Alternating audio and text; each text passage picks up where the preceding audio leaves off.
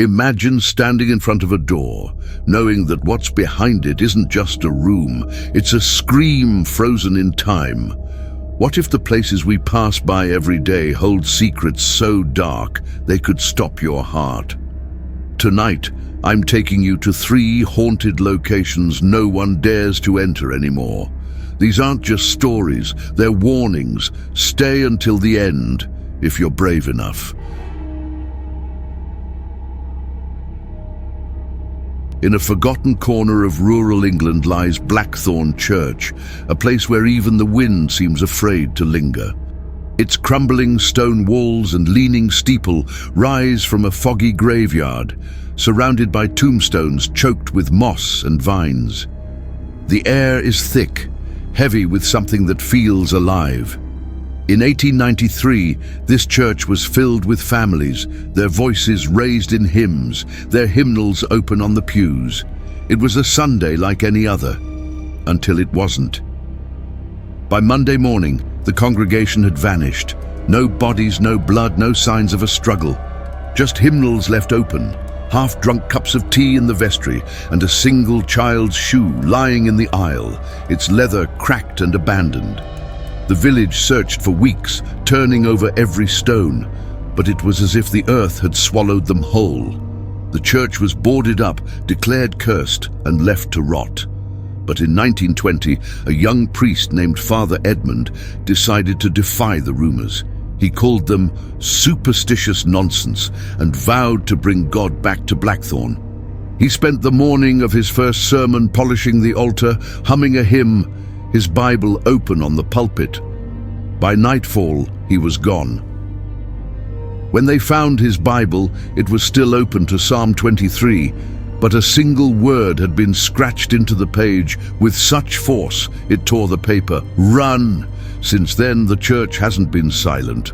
Locals swear they hear hymns sung in voices that don't sound human, drifting from the boarded windows at night. Shadows move behind the glass, too tall, too wrong to be people.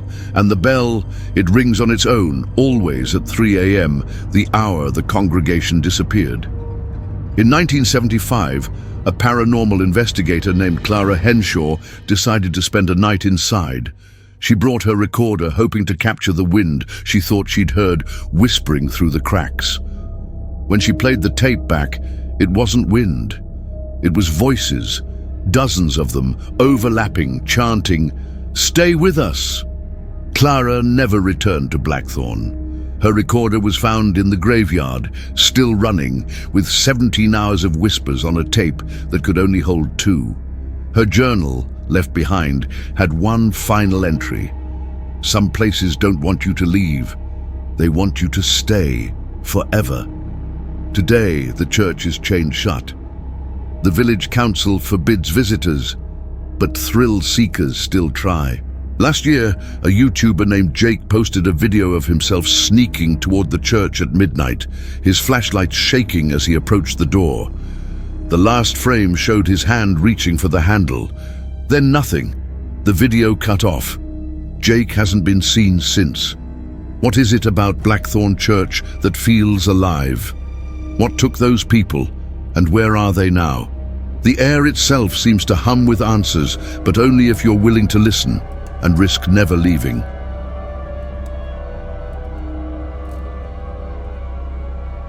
Now we travel to New Orleans, to a crumbling relic of the French Quarter called Hotel Laveau. Once a jewel of jazz and lavish parties, its neon sign now flickers weakly against a stormy sky.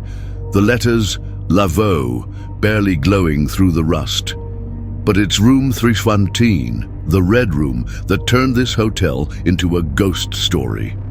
In 1947, a woman named Marguerite checked into that room. She was a singer, her voice like a lullaby that could break your heart. But Marguerite wasn't there to perform. She was running. From what? No one knew. She never left her room, not even for meals. The staff heard her humming softly behind the door, her voice drifting through the halls like a memory. Then, one night, the humming stopped. When the staff broke in, Marguerite was gone. Her suitcase sat packed, her dresses hung neatly in the closet, but the walls, They were covered in strange symbols, painted in what looked like blood. The police called it a disappearance, but the maids whispered something else. Marguerite didn't leave. She was taken. After that, guests in room 313 couldn't sleep. They reported nightmares of a woman's voice begging for help. Mirrors cracked when no one was in the room. In 1959, a journalist named Thomas Reed checked in. He was a skeptic, the kind who laughed at ghost stories. He stayed one night and left the next morning, pale and shaking. In his article, he described a woman in a white dress standing at the foot of his bed, her eyes black, her mouth moving without sound. He wrote, "She wasn't asking for help. She was warning me to leave." The hotel closed in 1962 after a fire started in room 313. The flames tore through the building, but stopped at the room's threshold as if afraid to enter. The red room was untouched, its walls still glowing with those blood-red symbols. Today, the hotel is abandoned, but locals say the red room's door sometimes unlocks itself, swinging open in the dead of night. Those who've peeked inside swear they saw a woman's shadow on the wall, humming softly, her silhouette stretched and wrong. What did Marguerite paint on those walls? Was she summoning something or trying to keep it out? The red room holds its secrets tight, but it's waiting for someone brave or foolish enough to step inside. Our final stop is St. Agnes Asylum, hidden deep in the forests of upstate New York. Built in 1901, it was meant to be a sanctuary for the mentally ill, but it became a prison for souls. Its brick walls, choked with vines, stand under a stormy sky, the windows shattered, reflecting flashes of lightning. Ward C, the silent ward, was where they sent the hopeless cases. Patients who screamed without reason, who spoke in languages no one understood, who clawed at the walls until their fingers bled. In 1934, a nurse named Evelyn Brooks kept a journal about Ward C. She wrote, "They aren't mad, they're afraid. Something in the walls is talking to them." Evelyn was the only one who stayed late, tending to patients when the other nurses refused. One night, she didn't come home. Her journal was found in Ward C, open to a page that read, "It's not the patients I'm afraid of, it's what they see." The asylum closed in 1968 after reports of abuse surfaced, but the stories didn't stop. Urban explorers who've broken into St. Agnes say Ward C is different. The air feels like breathing through a wet cloth, heavy and wrong. Footsteps echo when no one's there. The walls are covered in scratches that form words, "Don't look." In 2015, a group of paranormal investigators spent a week inside, setting up cameras in Ward C. The footage showed nothing until the last night.